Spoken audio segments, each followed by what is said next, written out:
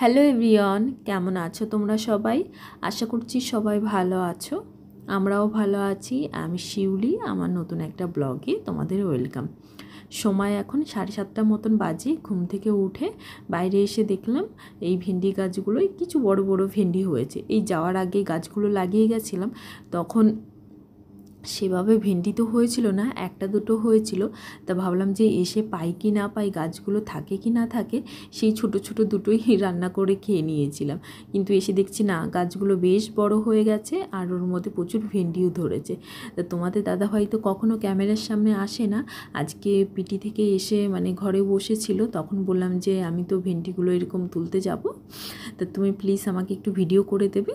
তাই আজকে অনেক রিকোয়েস্টে মেনে গেছে। তাই তোমাদের দাদাভাই একটু ফোনটা ধরেছিল, আমি গিয়ে ভেন্ডিগুলো তুলে নিয়ে আসলাম। ভাবলাম তোমাদের সঙ্গে শেয়ার করি।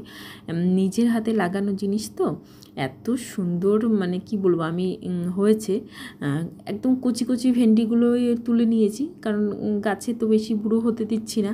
নিজের হাতে লাগানো জিনিস কেন বুড়ো করে খাবো, সেই কারণেই তুলে নিয়েছি।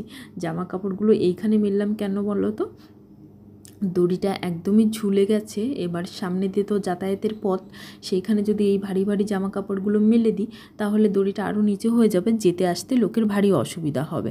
সচরাচর মানে সবাই ডিউটি চলে যায় যখন সকালবেলা, তারপর আর কেউ যায় না, তবুও আমার যেটা কর্তব্য মানে যাই রাস্তার জায়গাটা ফাঁকা রাখার, আর ওই সাইডে গিয়ে যে দড়িটা ঠিক করব সেটাও হচ্ছে না।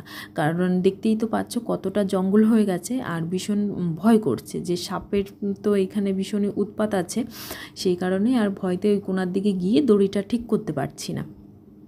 তা তোমাদের দাদাভাই এই যে বাজার এনেছিল, কালকেই তোমাদের বলেছি যে বাইরে গেছিলো, সমস্ত বাজার নিয়ে এসছে।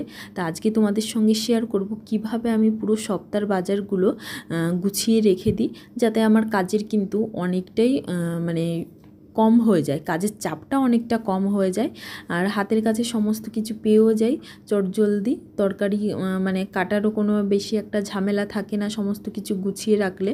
আর একটার পর একটা আমি ভেবে নিই যে আজকে আমার এটা রান্না করতে হবে, সেই হিসাবেই আমি বক্সগুলো বের করে তরকারিগুলো মানে কেটে নিই।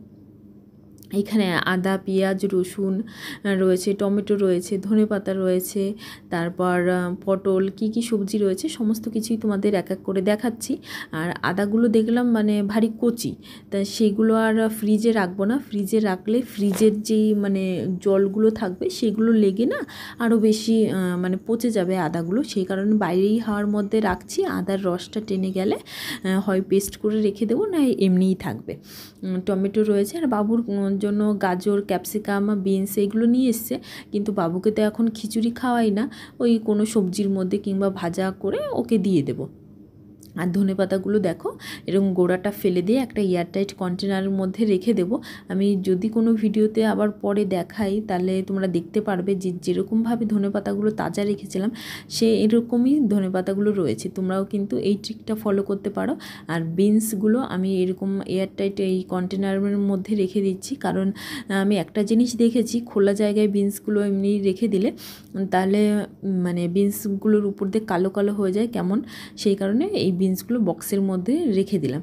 লঙ্কা নিয়ে এসে, এই লঙ্কাগুলো আবার ভারী ঝাল, কারণ ভাত খাওয়ার সময় আমরা কাঁচা খেয়েছি, তখন দেখলাম লঙ্কাগুলো ঝাল আছে। এই প্রথমবারই বলতে পারো যে কাঁচা লঙ্কা একটু ঝাল দেখলাম এইখানে এসে। তা সমস্ত সবজি আমার গোছানো হয়ে গেছে।